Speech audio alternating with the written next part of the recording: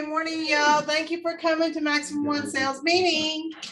Sorry, I didn't realize I was muted on this thing versus the microphone. So I got both of them on right now. Thank y'all for coming. I know it's early for some, but I promise you, we conduct these sales meetings for your benefit and try to give you guys the latest update, as well as for you to build a community with your lenders. Our lenders are represented in each one of these offices, and so please take a moment after the virtual to meet with them, because they got some stuff for you guys as well at the end. Couple quick announcement. If you're an agent that was transferred or reciprocated your license from a different state, understand you have to complete your 25-hour post license within a year. Okay, recently I have a few agents that got their license lapsed, and that's because they didn't realize when you reciprocate, you do have to take that 25-hour post license. And for those of you, Nancy's really good about giving you notices about your post license or your license getting ready to expire. Please don't ignore it, because we have a few transactions right now that's a middle transaction. Guess what? Your license has expired. And guess what? You can't do any real estate when you have inactive license. And guess what? The broker can't pay you. So please, y'all, that's important. Just make sure you keep that updated, okay? Also, another announcement, we do have a transaction coordinator, and it's $300 per transaction. And if you just want straight input like listing, that is $75. And that brochure is going to be mailed out, and also it is located in Papers Pipeline under transaction coordinator. If you want to take a look at it, if you want my superstar, rock star, or even just a superstar, or just an agent that you have a hard time with administration, because some of us are really great with interaction, but we're not so great in administration. You don't want to get what, as Darla like call it in West Georgia, mean ding, okay? Please think about getting a transaction coordinator, because I promise you that will help you free up your time to do things that you are very good at. So with that said, Alan, I'm gonna turn it over to you, because I understand that you have a ton of stuff to do. And I also think we have a guest speaker today as well. So back to you, babe. We do. All right, I'm going to go ahead and share my screen here with everybody. Give me just 1 second.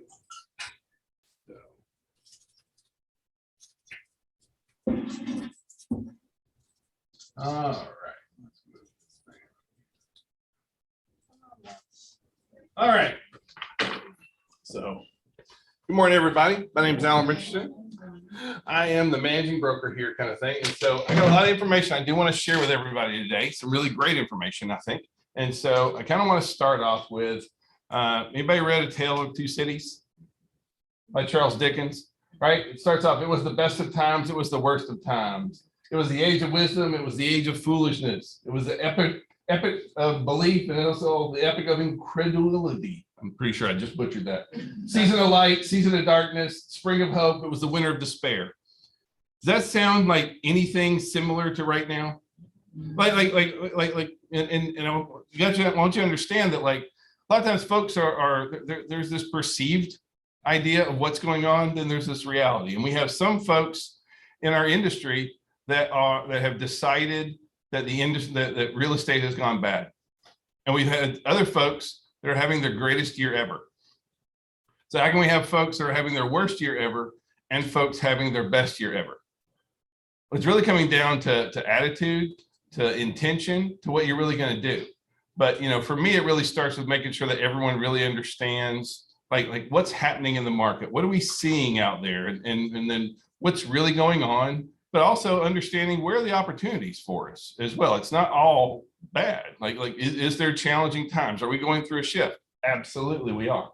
Kind of thing. So, you know, everyone has been talking about recession, and so traditionally, recession is any 2 consecutive quarters where GDP drops. And so you can see that every one of those is where there's been at least 2 consecutive quarters. And did we end up in a recession?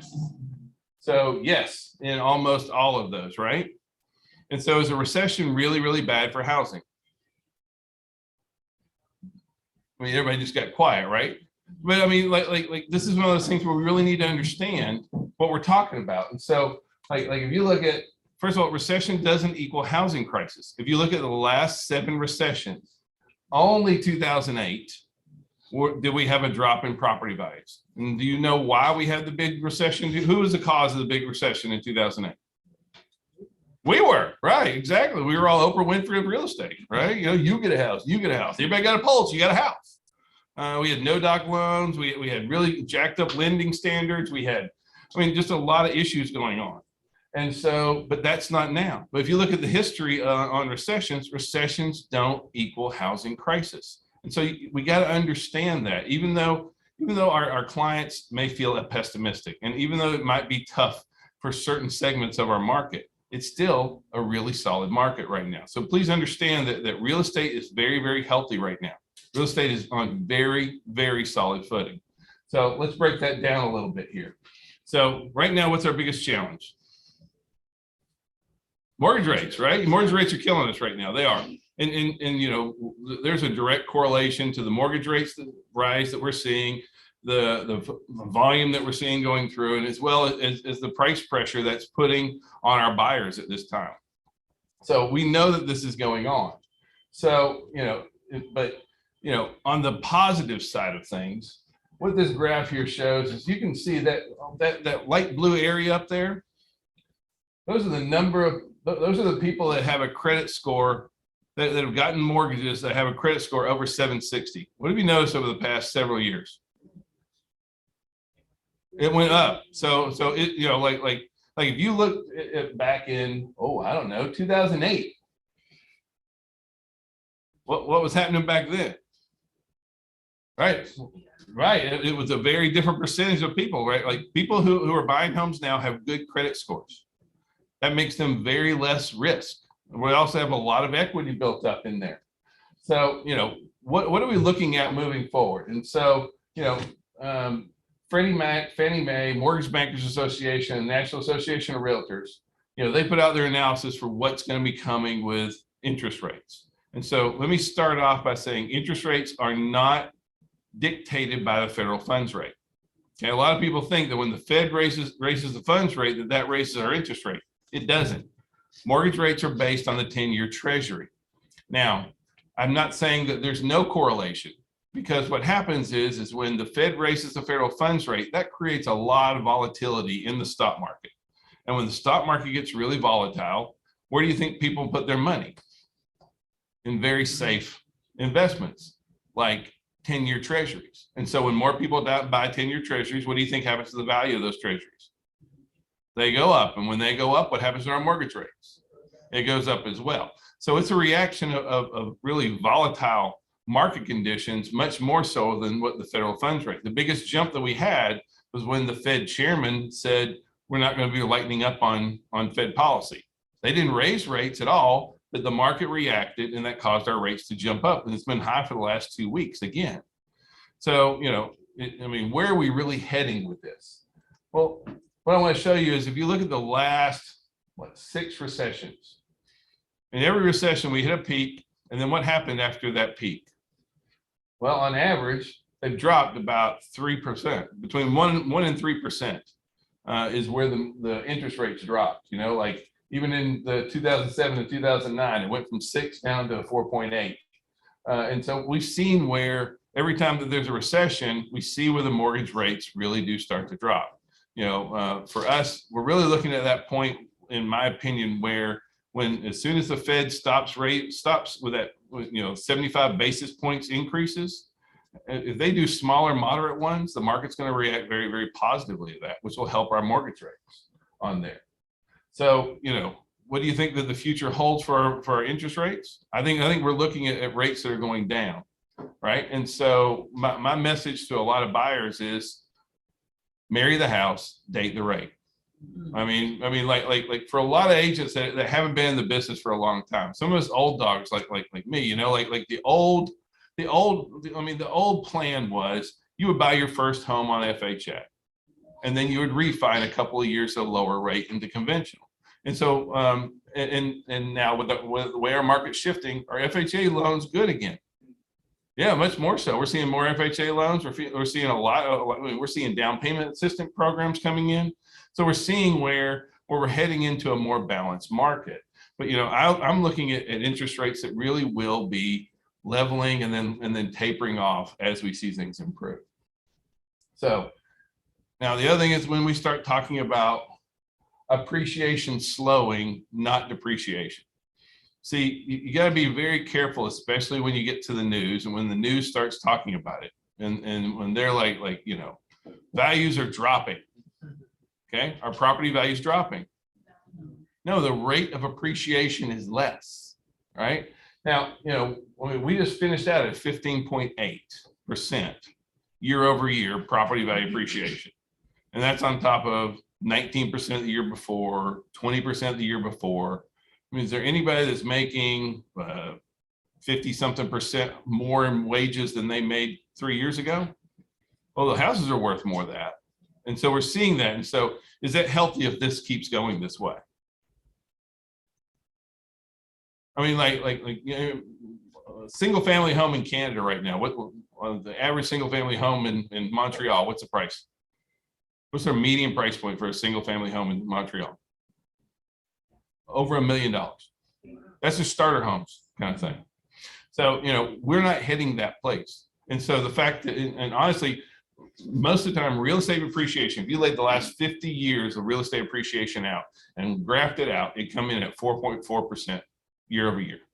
Now, there's peaks and valleys as we go through there. We've been going through a peak, but you know, like 3 to 4% is very, very normal property value appreciation. We can't keep going this way. And so, you know, the fact that I see property values not accelerating as quickly as it is that bad? No, for the health of our industry, that's not bad. Okay, and so we shouldn't be freaking out. So this is our median sales price for all of FMLS, because I like to, you know, I'm going to share national data with you, but I also want to share the local stuff. And so, you know, are we seeing where our median sales price is dropping a little bit? Yeah, we are. We're seeing where that's starting to come down. But, you know, some of that's coming in the homes that we select, much more so than actual property depreciation or our rate of appreciation nearly isn't that strong, right? So, you know, we're seeing the same thing in pending sales, right? And so you can see that each one of these represents different years. And so our pending sales down, our pending sales numbers down, yes, but does that look anything completely abnormal? No, I mean, like a lot of what we're hearing in the news right now about pending sales are down. Guess what happens every year in the fall? Pending sales go down, right? Because it's the fall and that's where we're heading into. And so that's where we're at right now. And so I'm not saying that it's greater than last year, but how has real estate been for the last 2 years? Bonkers. It's been off the chain, crazy, nutty, which has been a fun ride. Don't get me wrong. I'm not knocking it, but that's really not sustainable. I mean, like, and does anybody really want to go through the past 2 summers like we had, where, you know, it was, you know, 15 offers on every house, and like, you know, that was not healthy appreciation moving forward. It wasn't great for our buyers. So, you know, don't be freaked out by these numbers, because I'm actually pleased to see where it's going, and it's actually going at a rate that we can actually manage, and it's actually healthy for our market. So these are our home price forecasts, and so that's the home price forecast for the rest of 2022 from Fannie, Freddie, NAR, all the way through. They're looking at an average around 11%. And so we've been in double digits all year. So we should still end up at the end of the year in double-digit price appreciation year over year. Okay, that's still really, really strong. And so when you talk to your consumers, when you talk to your buyers and your sellers and your clients, right? When they think of a housing market crash, what do they think of? No, they think that property values drop. I mean, cut it right to the chase. They think about property values dropping. Are our property values dropping? No. So when you talk to someone who's like, yeah, the housing market's crashing where? Values aren't going down, right? I mean, we don't see any values going down.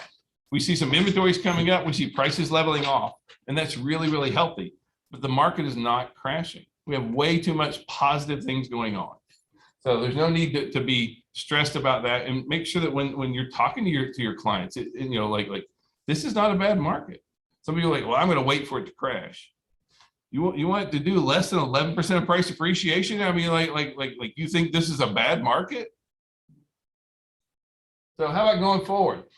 This is CoreLogic. CoreLogic is they're a huge data company. They power almost, I would say, the vast majority of MLSs in the United States are powered by CoreLogic. And so they came in, and then last month we were at 15.8. So their forecast from a year from now is 3.8 property value appreciation. Now, these guys these are legit real numbers. And I told you, property value appreciates on average between 3 and 4% a year.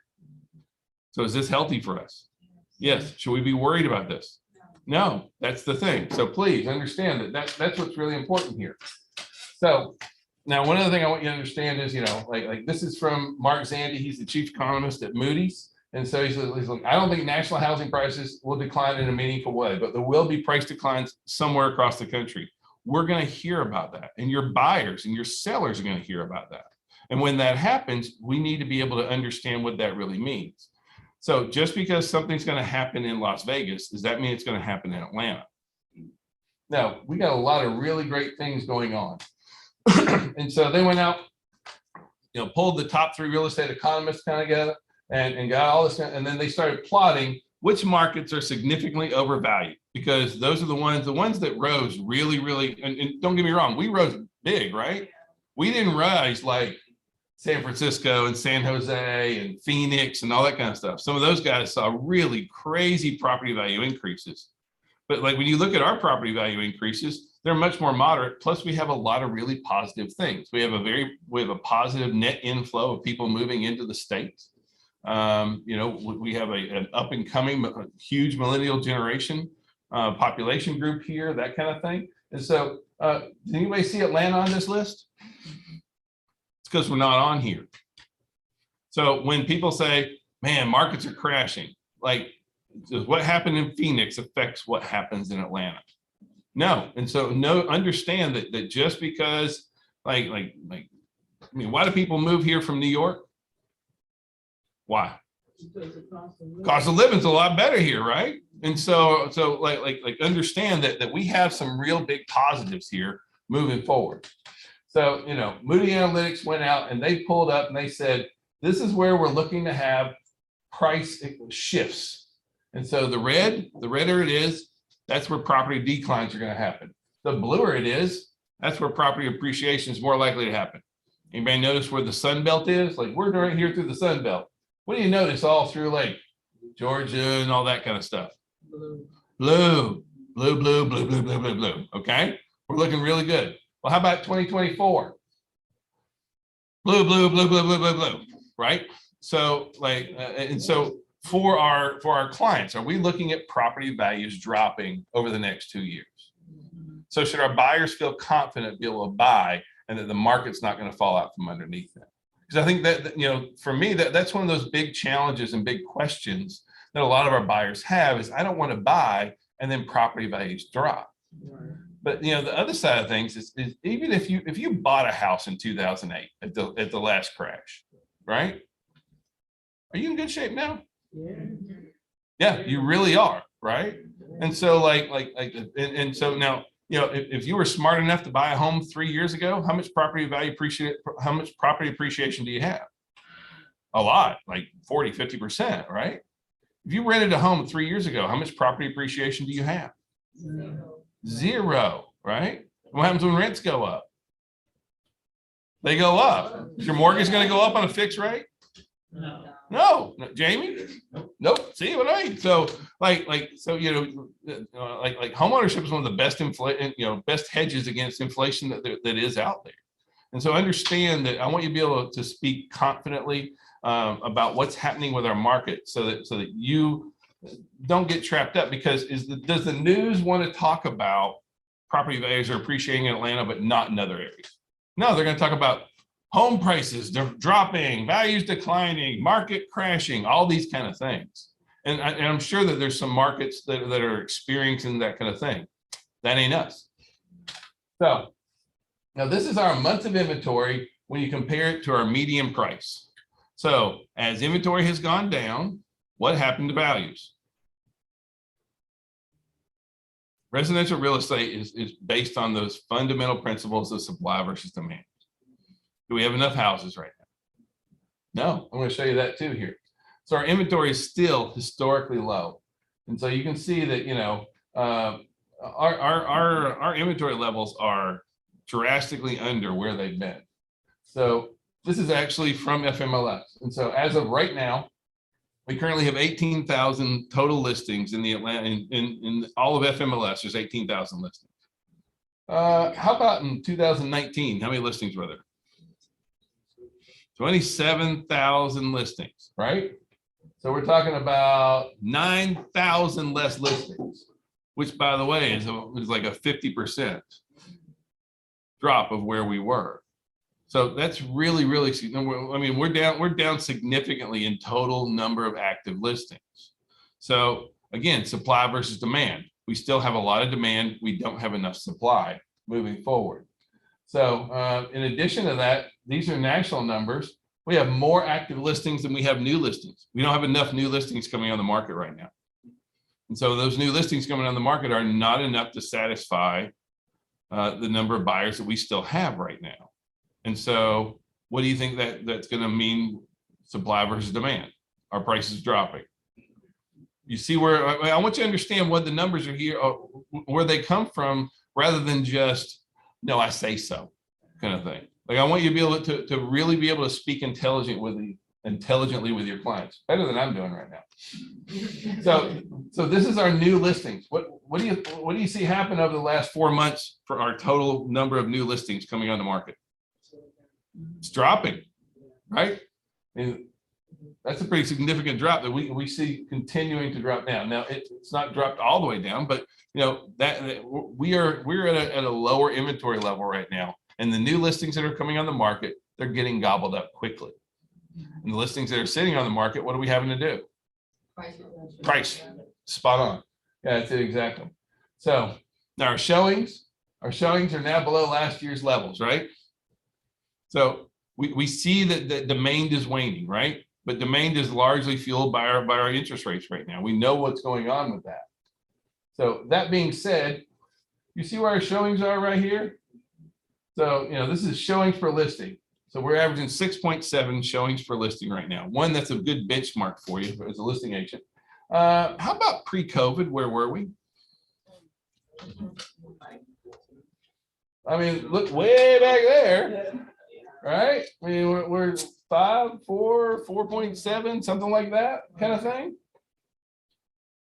So before COVID, if like we jumped from pre-COVID to right now, you'd say, man, the market's doing great. Yeah. You follow me? Because we know that the last 2 years has been what? Bonkers, right? Not normal. We didn't have normal market conditions. The forces on our market were very, very different. So we're still in really good shape here. So again, this is now that was our local MLS. You know, this is national. So you can see, yes, our showings are down. But when you compare it to 2017, 2018, 2019, who was in real estate in 2017, 18, and 19? Were they bad years? No, those were not bad years, right? And so we're still up about 20% over those years. So are we in bad shape? Is the market crashing? Follow me here, right? Use your numbers and be able to speak intelligently, because all folks want to read is that headline. Don't let that affect how you feel about the market, and make sure that you can refute that information. So we don't have enough homes for sale. You can kind of see that, you know, this is our inventory levels that we've been going on. This is our total standing inventory compared to where it was. Now, what happened in 2007, 8, 9? That's when the market crashed, right? We had a lot of supply. When we had a lot of supply, what happened to prices? They dropped, right? Now, you see where we are compared to where we were even before that, when times were good, that kind of stuff. We're still, our inventory levels, understand that it's still supply versus demand. So if you look at, you know, let's look at the last 20 something years where we are. And so you can see that in order to be a neutral market, we need to be about 6 months of standing inventory. This is where we stand right now. So yeah, are we on an upward trend? Yeah, we are. Do I see us maybe moving into a neutral market over the next year? Probably, because the market, our market's moving like a herd of turtles. It's not super fast. It's a percent here, a percent there, that kind of thing. And so as we move into a more balanced market, should we be losing our minds? Isn't it nice to be able for the buyers to have a little bit of say in the transaction now, as opposed to like whatever the seller said? I mean, like we're actually having real negotiations again. Right. I mean, at one point last summer, it was like, agents were just sending blank contracts. Have your seller put whatever they want, we'll sign it, right? And that's not healthy. And so we are moving into that. And as we move into that, are these bad times? No, don't let your clients think that either, kind of. So this is our months of supply of homes for sale right here. And so we need 6 months of supply. Where are we at? We have 2 months of supply on hand right now. So that supply number, that supply and demand, that's based on current numbers right now. How much demand we have versus how much supply. We're sitting at 2 months right now. So can I see that moving up to a healthy rate? Yeah. But if you look at all the way back at 2019, right? Pre-COVID, that wasn't 6 months of supply. That was 3.5 months of supply. It was still a seller's market. Do we have a long way to go before we get to a balanced market? All right. So are we slowly going to keep seeing where the buyers have a little bit more control, where we move into a more balanced market? Yes, but it's not going to be overnight. And it's going to be largely broken up by price point. So now, in addition to all that, we also start off with, we currently have a housing shortage. Here in Georgia, we're short 118,000 homes in Georgia. Yep. And what's the largest population group we have coming in? That's in the United States? Millennials are now, over the next 4 years, the largest population group. They're all 28 to 32 is the largest single population group we have, is the 28 to 32 year olds. Why is 33 a magic number? Because that's the average age of a first time home buyer. So what happens over the next 4 years, guys? The largest population group we have reaches first time home buyer age. We're short 120,000 homes. We're sitting at 2 months of standing inventory, and we already know supply versus demand is going to keep driving our market. Are we in bad shape? Yes. No, we're not in bad shape. So no, we're things are really going to be moving forward for us. Okay. Average days on market. Again, so our average days on market for all of FMLS is 21 days right now. I mean, when you compare it back to 60 days pre-COVID, we're still like our home's still moving. Yeah. So which homes are moving the fastest? The ones that's price, right? Exactly. Price versus condition. That's going to be it. And that's what we're seeing, right? So those good homes that come out, they're priced right out of the gate. Are you still in multiple offer scenarios? Yeah, sure are. And then what is our median average list price versus sale price? 100%. We're averaging 100% on percent of original list price right now. So yes, we are seeing some declines. Some drops. But where are we seeing the price reductions coming in? Overpriced. Homes have been on the market for a long time. The market is dictating how much that a buyer's willing to pay. Right. That being said, are we still at 100%? You follow me here, right? I mean, we got a long way to go till we get down to 97%, which was in a healthy market in 2019. Question, what about seller contribution? How has that been? We're seeing a lot more concessions because they all tend to go together. It's price, concessions, repairs, even dollar amounts, that kind of stuff. Closing costs is back. Sellers are much more open to down payment assistance, much more open to FHA. I mean, don't get me wrong. If you're selling, of course, I'd like an all cash offer for over asking, but that's not out there. And so if you don't have an overpricing, for our sellers, there is a transition right now, and we are having to make sure that we're explaining things. We had a seller roughly 2 weeks ago who's like, we only got 7 offers. Should we put it back on the market? Like, no, you need one. You need one offer, okay? We don't need 7 offers. Like, no, let's keep it on the market. We only have 7 offers, right? So that's coming down to setting realistic expectations on our clients, So how about foreclosure activity? Are we coming up on a big foreclosure wave? Well, but people think it, right? But people also think the market's crashing, right? Tell me, does anybody here know any of their friends, relatives, associates that are underwater in their house?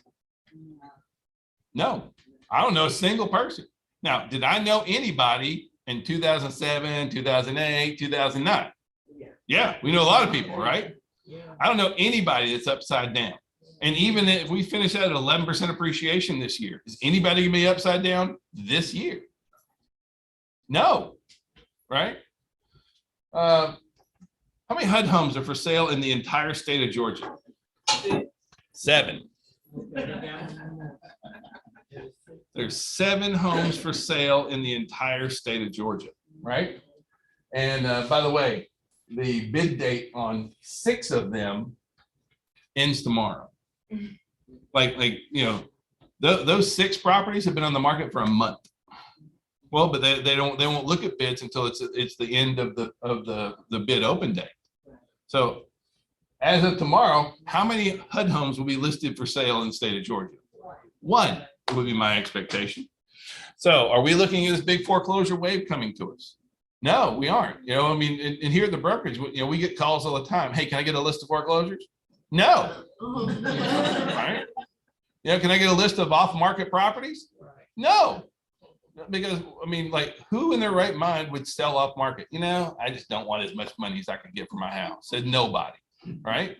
So that's just not realistic. So there's folks who think it's going to be 2008, who think that these kind of opportunities are going to arise again. They're not, and you can see why. So be ready to talk about that. Now, on the negative side, honestly, is where's our affordability at? Our affordability is at one of the lowest levels right now. So who is this hardest on? First-time home buyers. This makes the market for first-time home buyers extremely tough. Now, if you're a move-up buyer, if you're selling and buying, what have you already captured? Appreciation, right? So you're already you've already experienced that boom. You may not like it, but because everybody wants to sell high, buy low, right? But that's just not reality of where we're at. And is the market going to drop? No, we're not looking at the market drop. There's no reason for the market to drop. So, but that being said, do we know that affordability is a big challenge for our buyers? Yes. And so what are the buyers doing with this issue?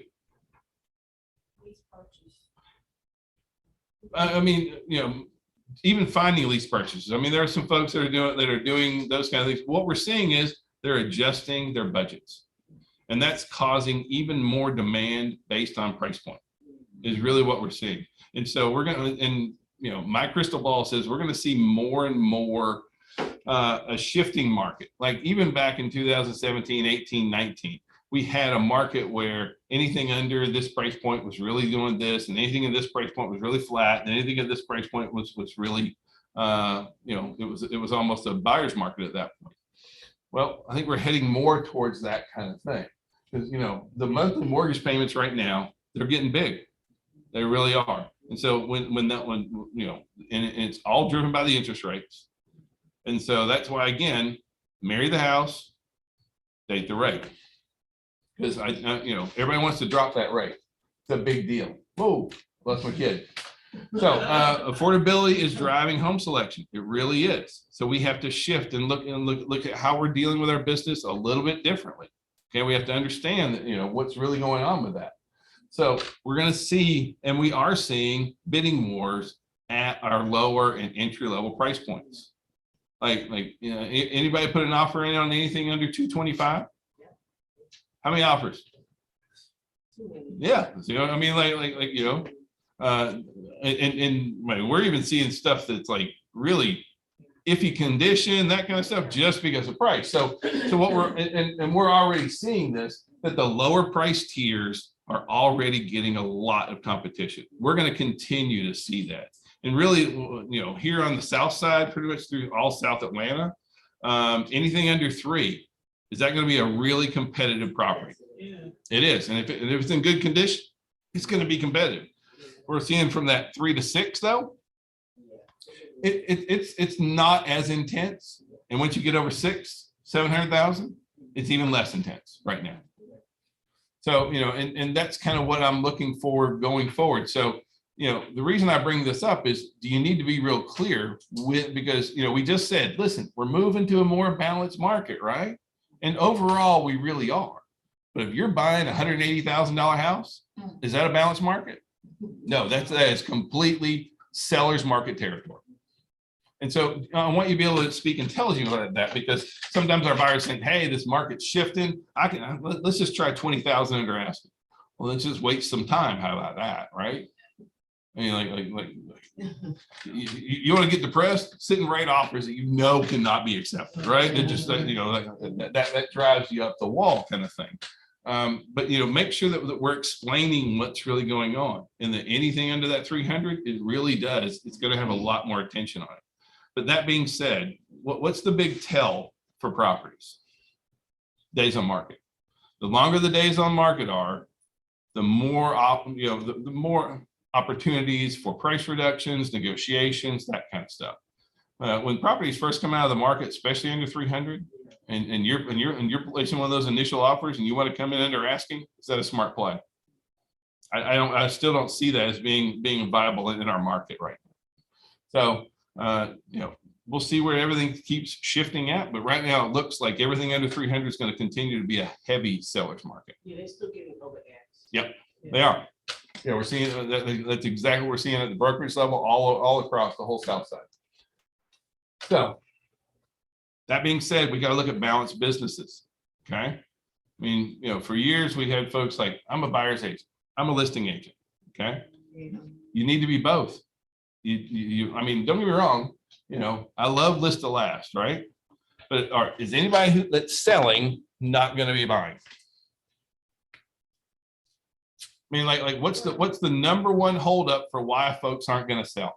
They don't have somewhere to go. Where are they moving to? Right. So that's what I mean. You've got to. So if you want to get listings, what do you have to have? What do you have to be really good at? Helping them find homes, right? You got to be a great buyer's agent. So the days of I'll just list it and won't worry about it. That's not here. It's not like we'll just list it and see what happens. Like, I can make you homeless really, really fast. We price your home right. We can. And is that what we want to have happen to our friends? And so for my sellers, what do my sellers have to be before they can be a seller? They have to be buyers. Because if they don't know where they're moving, they're not moving. So understand that we have to be a buyer, where our sellers need to be buyers before they're going to be willing to be sellers. We're seeing where new inventory is dropping off. Why is that? They don't know where to go. The builders are building less right now, not more. We need them building more, but they're building less. So we're seeing more and more of these issues right now. And so if you want to be a good listing agent, please work on your buyer agent skills. You need to make them that first. Now, on the buyer side, the hunt is for qualified buyers. We saw what happened with the affordability, right? And so my heart hurts for first-time buyers, okay? Because it's one of those things where where is wealth tied up in the United States? In home ownership, it is. You rent a house. I mean, you rent a house for 5 years. How much equity do you have? Zip. You buy a house 5 years ago. How much equity do you have? Especially these past 5 years. You're in really good shape, right? And so, that our rent's going up at the same clip. Look, if you're renting, not like renting is a safe haven, right? We're seeing rents do the exact same thing as property values, and because rents are based on property values. So, that hunt for qualified buyers is a very important step for us. So that mortgage payments, this is why we're seeing so much pressure on those entry-level properties. When you combine that what's happening with the mortgage rates Plus we have this huge millennial population group coming into our market over the next 4 years. That's going to continue to be our challenging area right there.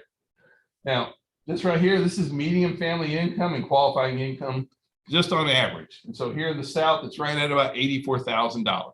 And then that's kind of just a benchmark number. Jamie, you can probably speak to it more when you talk later on it, kind of thing.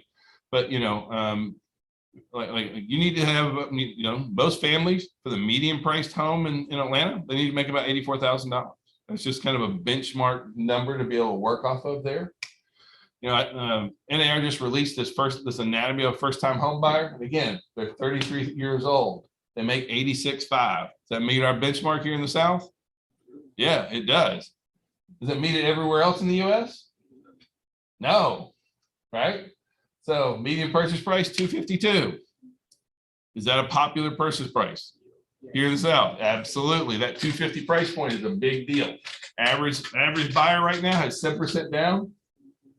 They're carrying about 30,000 and they're looking at 1,600 square foot homes, little homes. So again, those houses that are under, that $250,000 price point is going to continue to be a big driver. Yep. They're not building anything in that price point. They're not building anything Okay. under 3. So. They are. They have started, but we have to get out of our way. So hold up. I have 700 townhomes being built in Henry County right now. I got 250 townhomes being built in Fayette County. Yeah, but Hold up. But just hear me out real quick. When the 2008 crash happened, what did we have a lot of everywhere? Townhomes, condos, right? And what were the first things to drop value? Townhomes, condos. And then realtors now have this perceived notion that a townhome and a condo is, right? Well, a lot of folks do. There's a lot of, I'm talking to a lot of agents. I'm like, are you looking at townhomes and condos? And they're like, ew. But like the starter home for me is a 3-1 ranch, right? Kind of out there in the middle of nowhere, what's the starter home today? Townhomes is and that's one of the few products that our builders can build at a price point that comes out at $250.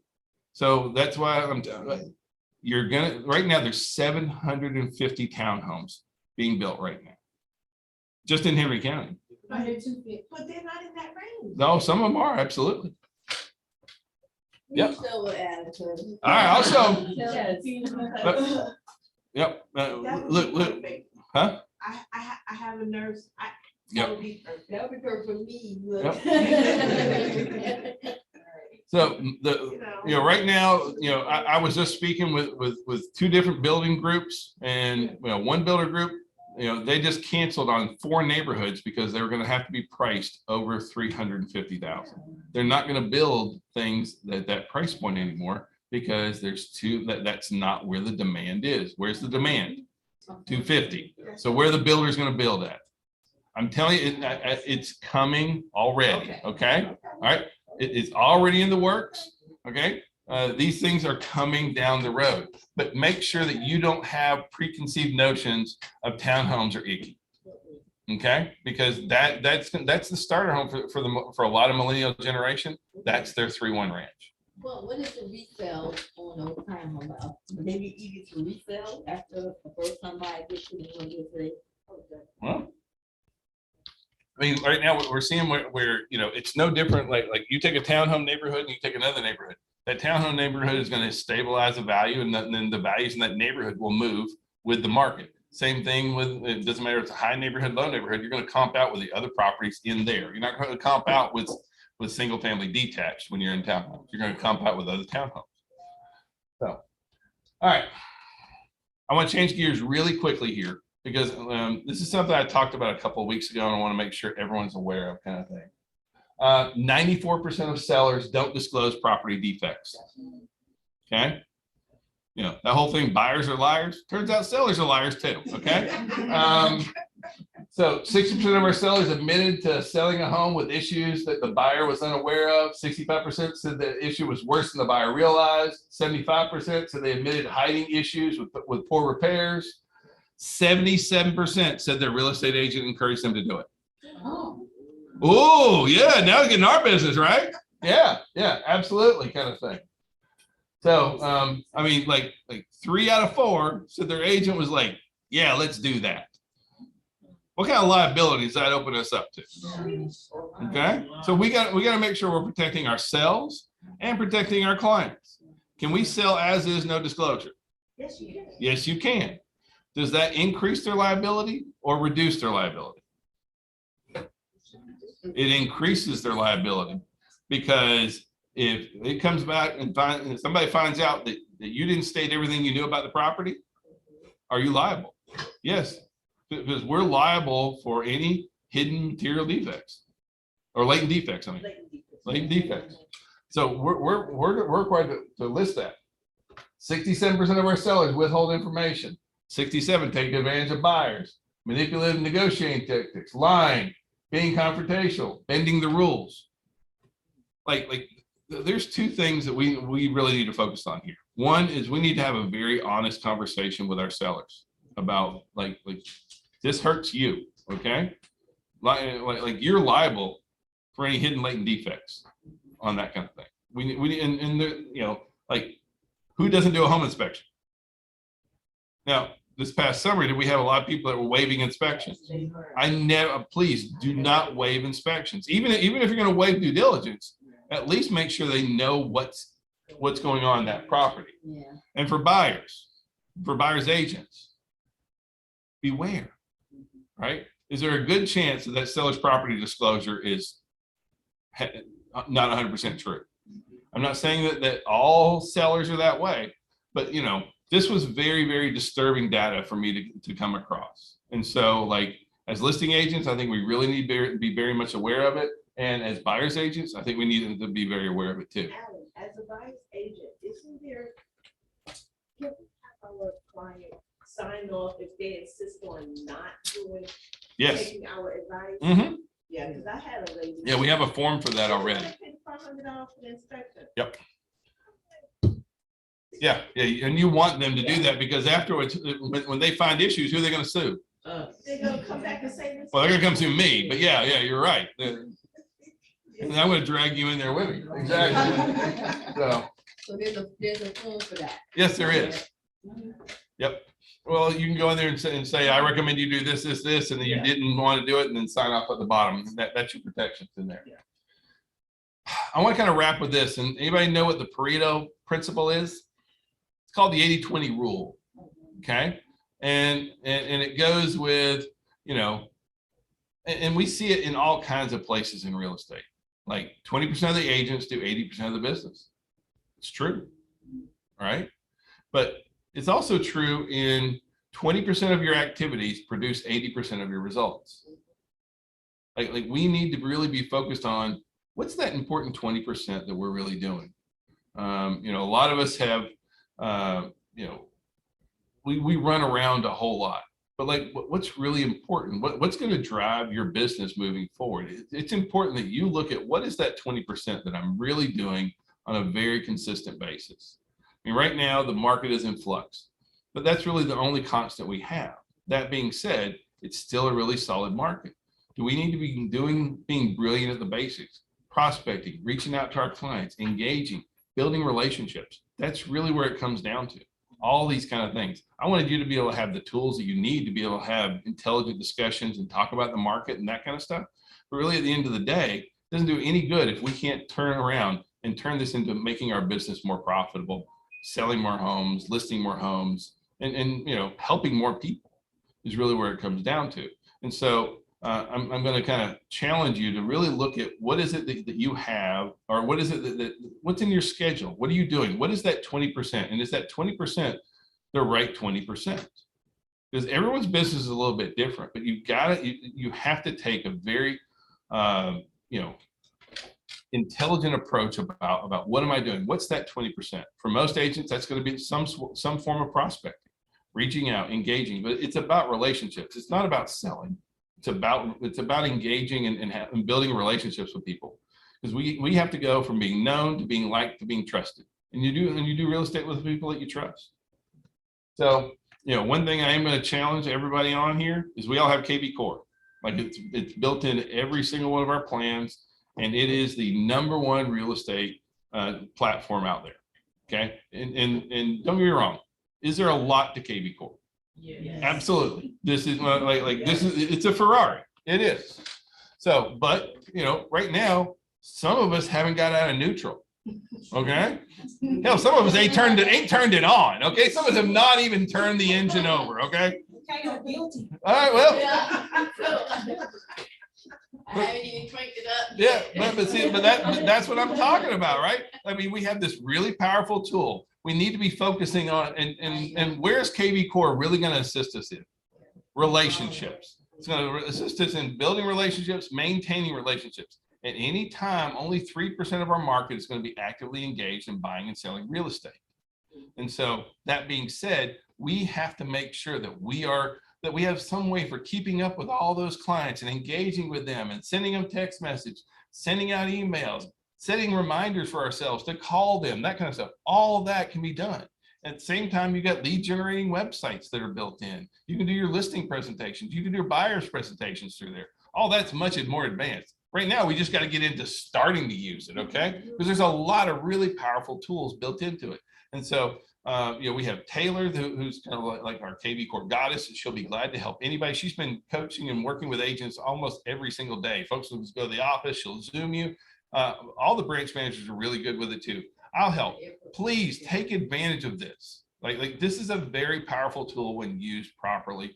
And now's the time to really focus on like that should be a big piece of your 20%, so that you can make sure that you're doing that. Now, live stream for Tom Ferry starts on the 17th. It becomes available. So for anybody that couldn't make it to every single session, or anybody that just wants to redo it, we're going to have it in all the offices. We'll all have access to it, but we're not going to do a rotating schedule. You come in, we'll play what you want to play when it is, kind of thing. So we'll just kind of work that out. In the past, we tried to put it on the schedule thing, and then people are like, well, I missed day 2, and then they'd be on the wrong day. So we're just going to work with you guys on whatever you want to see. Come in, we'll put it on there. We'll put it on the training rooms. We'll put it in the conference room. I don't care, but you'll be able to get that. So, last thing is training, CE classes. The average CEO reads 60 books a year. You're the CEO of your company. What are you putting into your brain? I hate seeing CE classes, or maybe, I'm sorry, I don't mean to say hate, but a lot of times I'll have a CE class and somebody will come in and be like, yep, I'm gonna have 27 hours. Like, dude, you only need 36. And you got 27 hours in a month. Like, what have you done for the last 4 years, right? And so what I challenge you to do is to find classes that match up to what you're trying to do in your business. Find classes that are going to help you grow your business, know the market better, that kind of stuff. Don't just wait until the end of your renewal period and then start taking, termite classes. Not that there's anything bad with termite classes if you're trying to know. I'm just saying that be intelligent about it. I mean, this week we have mastering appraisals right here tomorrow. So we have an appraiser coming out, and our mastering appraisals are a really big deal for us. Absolutely. I'm teaching effective negotiating. We got contracts class in the airport office on Friday. We have a lot of classes coming up. You can find them all on mx1training.com, but there's a lot of training all the way around. Please educate yourselves. Be putting new information in. That's how you're going to stay on top of the market. That's how you're going to stay on top of really continuing to grow your business. So thank you. I hope this was helpful. I hope you got some good information out of it. So yes, Matt? Yep, we have someone that we're going to be bringing in, and they're going to be speaking. They're going to be offering this for you guys real quick. So I'm going to have them come in right now. All right. Give me 1 second. I apologize.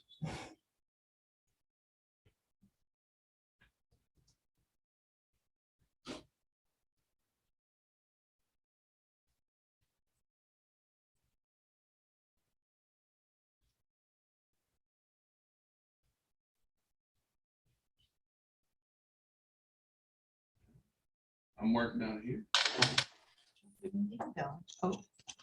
Hey, Alan. Hey, Ingrid. Yep. Hey, Kate, Meg wanted me to tell you not to forget about the top producers as well. Yep, will. Okay.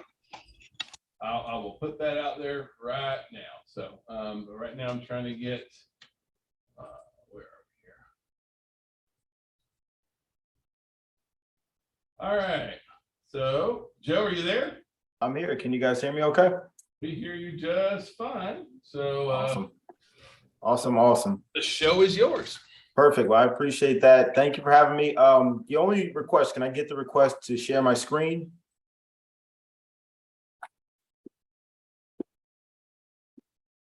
Wow, I'm really everywhere, huh? I can see myself everywhere.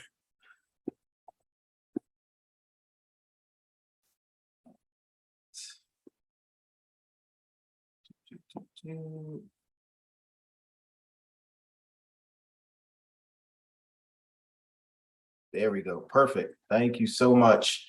So thank you for having me, guys. My name is Joe Frazier Jr. I'm one of the executives for Reminder Media. I know we work with a few of you guys in the office. We've been around 21 years, so we're not new to the business, but our purpose has always been consistent. We simply want to help you guys close more deals and retain more business.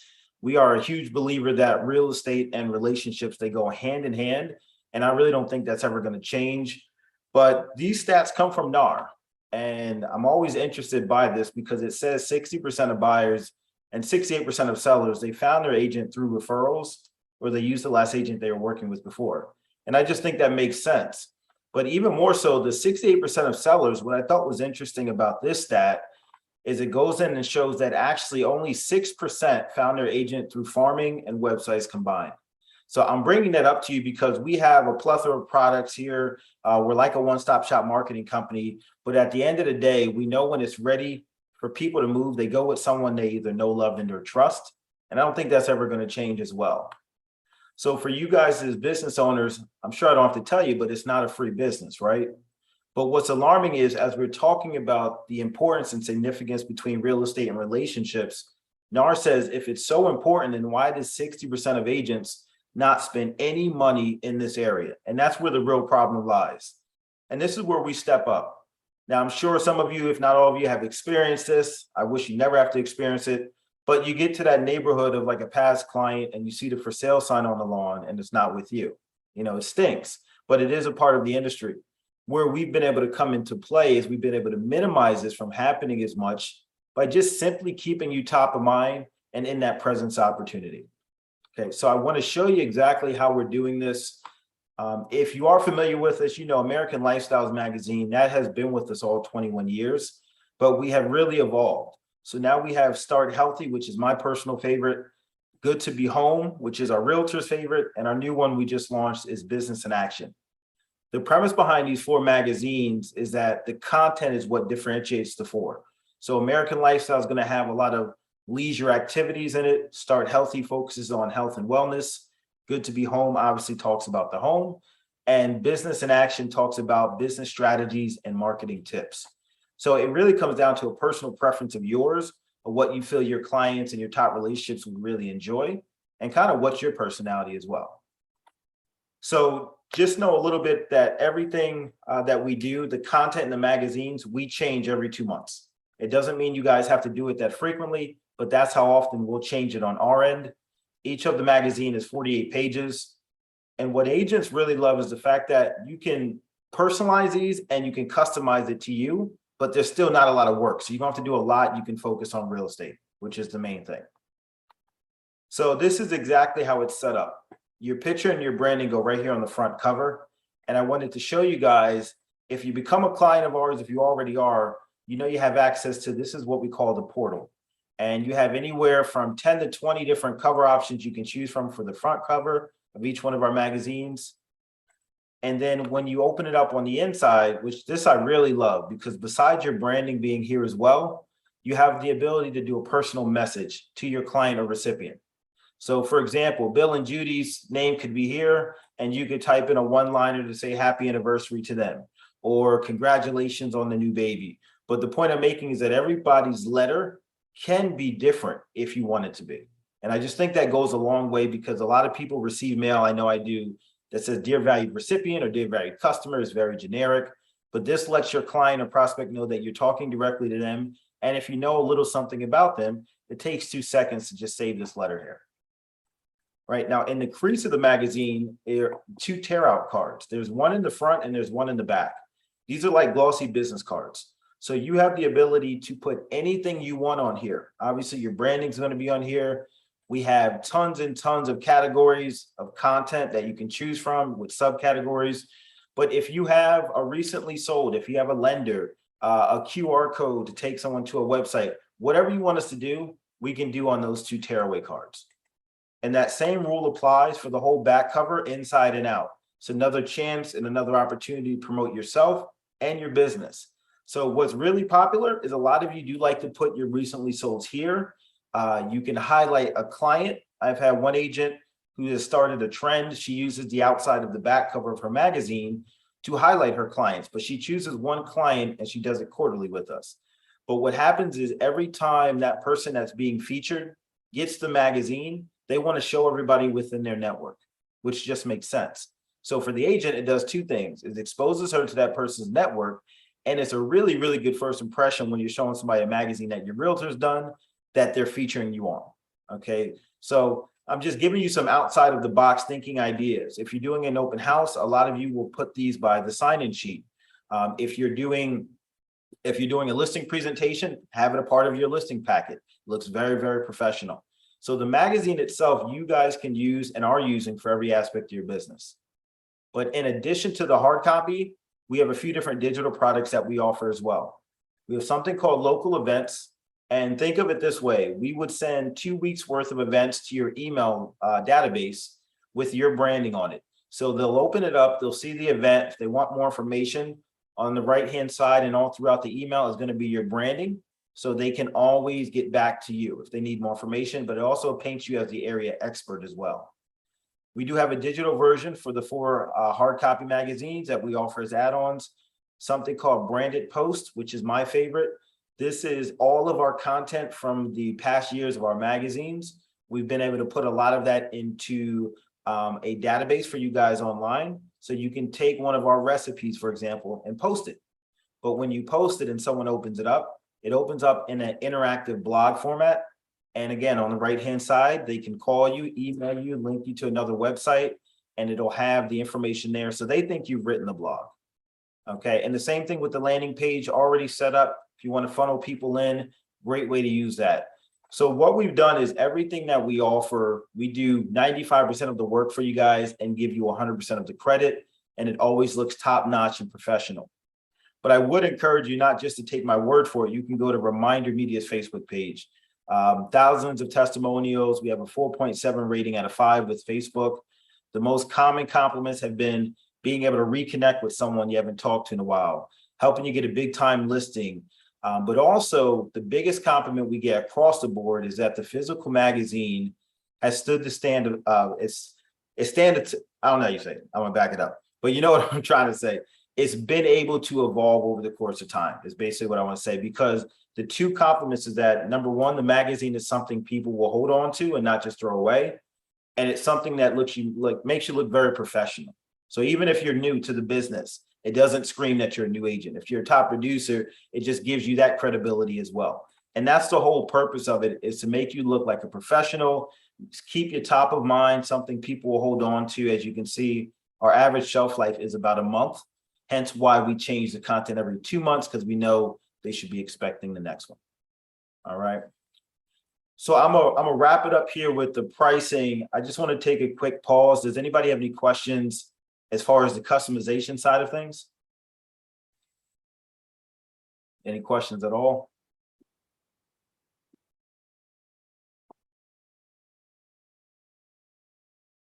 Hopefully you guys can hear me. Right.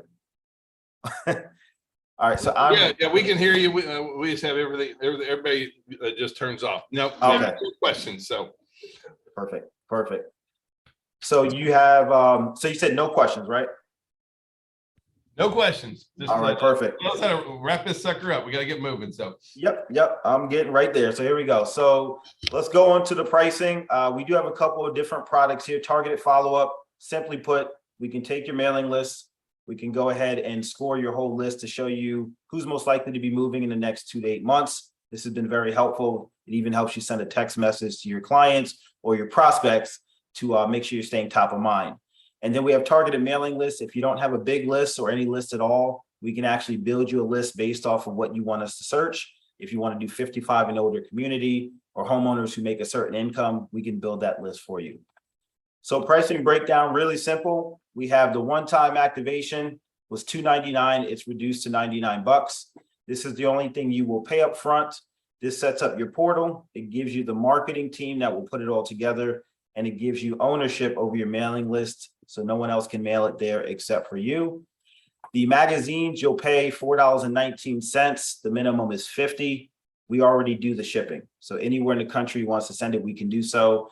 But these you'll pay on the back end. So the magazines you'll pay once they're finished. There's no contract, guys, so we couldn't make it any easier for you. You can do it 6 times a year. You can do it 1 time a year. It's up to you and your marketing strategy. But I guarantee with the holidays right here is something that people will hold on to, engage with, and it gives you a reason to make a phone call, if not for anything else. All right. So that's all I have.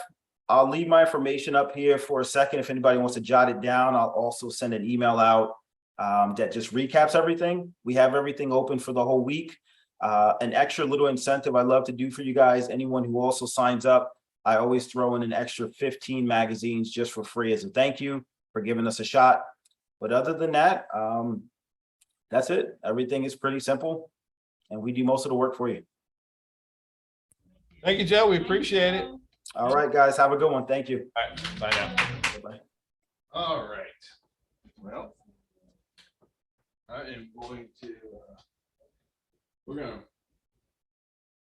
get this thing kind of stuck together here. So here's our top sales for all the different offices right there.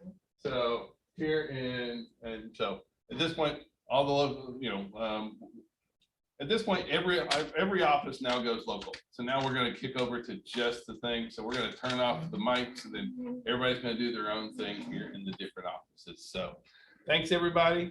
Love y'all. And we're going to get going.